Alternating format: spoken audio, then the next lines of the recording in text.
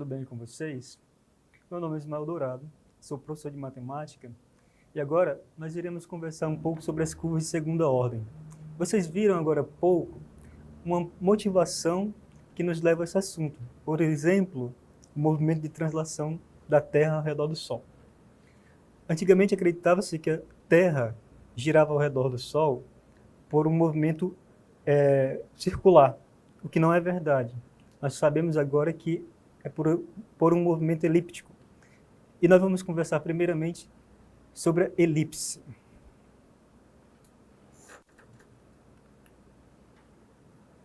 Aqui eu tenho,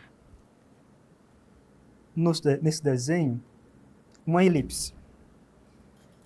Eu não devo definir aqui uma elipse, mas eu vou dizer para vocês o que significa. A elipse, matematicamente, significa o seguinte: é o conjunto de todos os pontos P do plano, tal que eles distanciam de dois pontos, chamados focos, aqui eu coloquei F1 e F2, da seguinte maneira: a distância de P para F1 e a distância de P para F2, soma essas duas distâncias, isso é igual a uma certa constante chamada 2A. Isso é uma elipse. Nós temos aqui a equação que representa a elipse quando ela está no centro, quando o centro dela está na origem do plano cartesiano, aqui no 0, 0. Nós temos aqui também alguns elementos da elipse. Por exemplo, a distância focal, que é a distância entre os focos, esses dois focos aqui. Deixa eu apagar um pouco aqui, que é para deixar bem claro. Esse aqui é o foco, esse aqui é o outro foco. A distância de um foco para outro é um número chamado 2c. O eixo maior da elipse é a distância entre os vértices que estão no eixo dos x, esses dois vértices aqui. Essa distância é 2a. O eixo menor é a distância entre os outros dois vértices que estão no eixo dos y. E essa distância é 2b.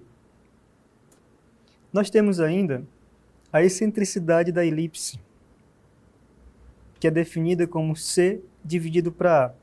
Para você entender isso, preste atenção aqui no centro da elipse, no 0, 0, na origem do plano.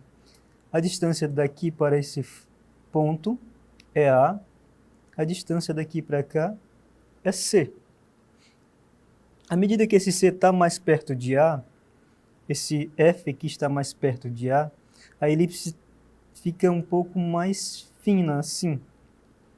Quando ele está mais distante, ela se torna mais perto de uma circunferência. Então, isso é excentricidade.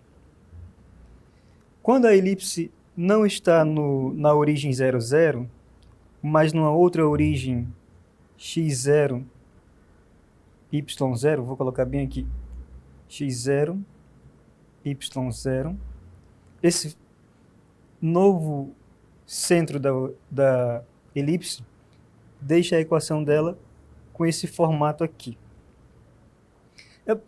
É bom nós lembrarmos que isso aqui é a metade do eixo maior ao quadrado e isso aqui é a metade do eixo menor ao quadrado. Pois bem, nós vimos agora os elementos da elipse e como ela se comporta segundo ela estando na origem 0, 0 ou numa outra origem x0, y0. Vamos ver um exemplo para a gente entender como trabalhar com isso.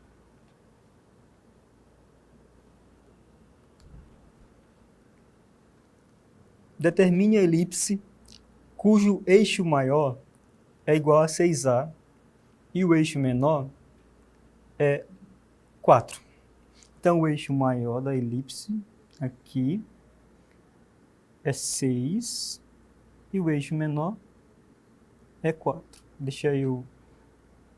Digamos que 4 seja aqui. Então, ela vai ter uma aparência mais ou menos desse tipo.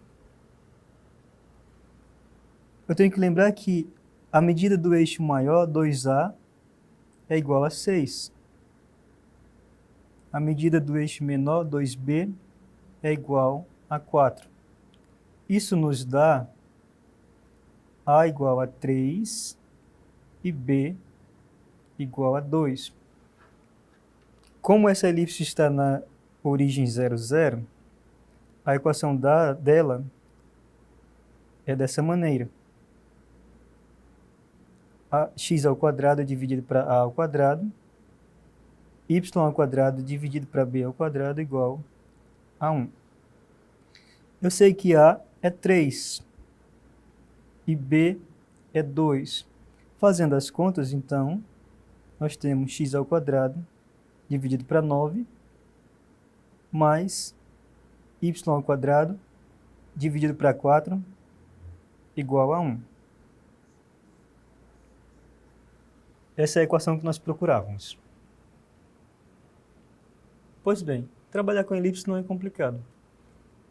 E, em geral, você só precisa se preocupar se o eixo maior é maior, digamos, o eixo maior está no eixo dos y ou dos x.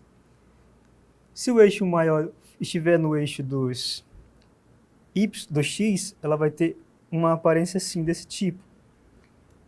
Se o eixo maior estiver no eixo dos y, esse número aqui, que é maior, vai estar aqui embaixo dos y. Mas nós não vamos trabalhar com isso, então vamos ficar assim. Daqui a pouco nós vamos falar um pouco sobre a hipérbole. Até lá.